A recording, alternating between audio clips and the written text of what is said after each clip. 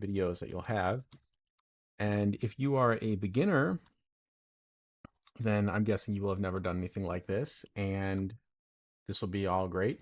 If you're somebody more advanced, I'm guessing you probably also haven't done a study like this before because we're not going to be using any edit mode.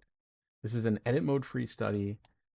Um, so we just reviewed the object tools, and that means basically what we will have in our tool belt is we can add cubes.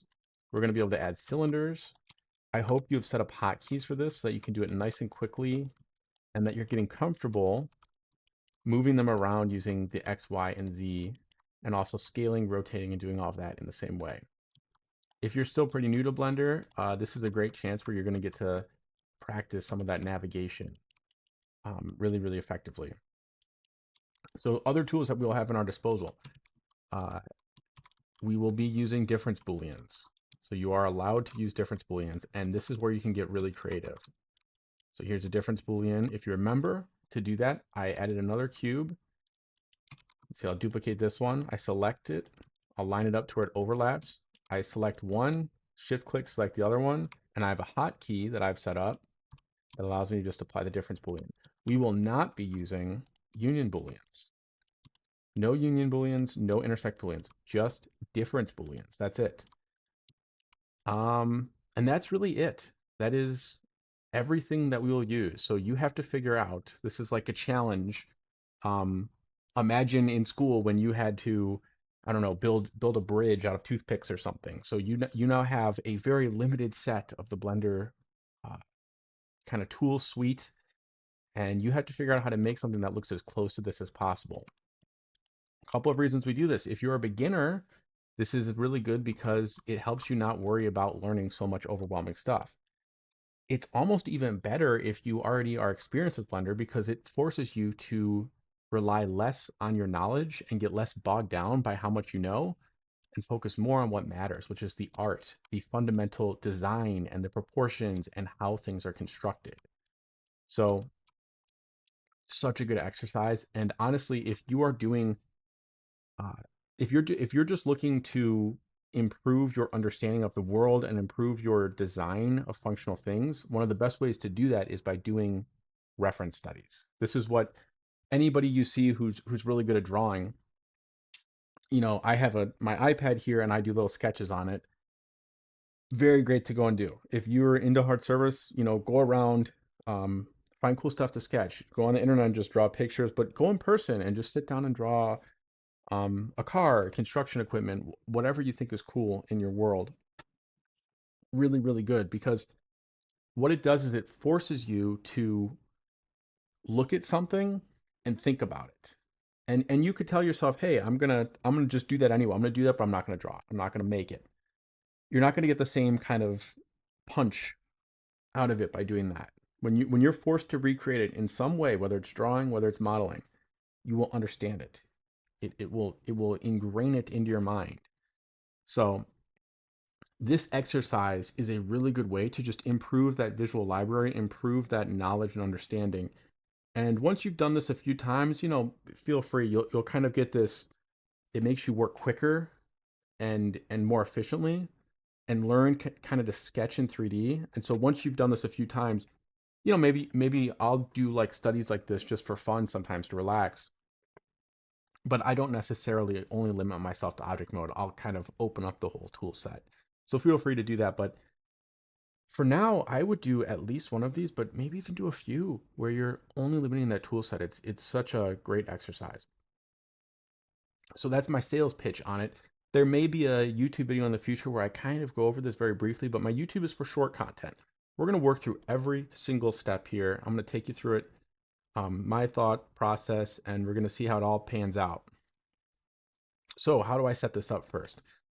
Critical thing here. You could, oh, and remember since we're using the difference booleans a lot, it will be really nice to have hard up so we can use this ever scroll because we can then hide and unhide and then reselect our booleans because that's going to be huge because there's certain ways, because we can't go into edit mode, we're going to want to use booleans to make some of these cuts in really creative ways. It's going to be very important.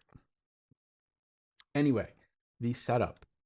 We could go on Sketchfab and we could get a asphalt roller or construction equipment that somebody has scanned. I love to do it this way. I highly, highly, highly encourage you. Please, and you could find construction equipment anywhere you live. In almost any country, any place in the world, you can go and find something, a car, an old four-wheeler, a moped, something, but go find it in real life. And then all you have to do is, if you've ever heard, there are a couple scanning softwares. If you have a smartphone, which I'm guessing if you're on a computer, you probably have a phone or a tablet or something. If you're using Blender, uh, Polycam is a great site. And you can see here, I've done all of these scans. I'll go around and I'll scan stuff. And I live in Ohio. I'm not in like an exotic, exciting place. Ohio is not the most thrilling place to live, but I find stuff to scan. And there's a free plan you can also pay to get. It's pretty cheap to get an upgraded one. I'm not subscribed right now, but even on the free plan, you can go and scan stuff. Here I found in front of a VFW. It's like a veterans place. And they always have like cool stuff out front. They'll have tanks in front of some of them. Here's like an AA gun that I found. And so you'll take your phone, you'll go around, and it automatically takes the pictures, and then it constructs a little photogrammetry scan. And there's a few reasons I want you to do this in person. One, having a model is awesome because we can understand things in 3D. Two, Polycam actually allows you to download these images. So I could come here. This is in my scan library. I've logged in. And where is it? You can download. And so I can download all of my files. I could get an OBJ. That's what I have in Blender right now. But I can also download the images. And it gives me all of the images that my phone took in a folder, in a zip file. And so then what I'll do is I will select all the images that I am looking for, that I'm interested in using. And here I've just selected a few. I think there were like 200 in this because it just automatically takes them. But, now I have automatically like pretty good quality reference pictures. Now imagine on the internet, where am I going to go and find? I could find pictures of rollers. I could find pictures of construction equipment, but where am I going to find pictures of the same construction equipment from all these different angles? And I can choose to get every single part of it. So this is so cool because now I have everything I need. I have the 3D model, I have the pictures, I am ready to do my study. And the biggest benefit of this, even if you were to get somebody else's files and do this, the biggest benefit of this is you got out of your office, you went into the real world, and you saw this thing in real life in 3D. And so you were able to walk around it and go, how does that work? How does and see it three-dimensionally? How does that connect? How is that built? It will give you an understanding of this object in a way that is so much better than looking at it on your screen. So all of these things combined together are going to help you do a study that is so much more effective than what you would otherwise get.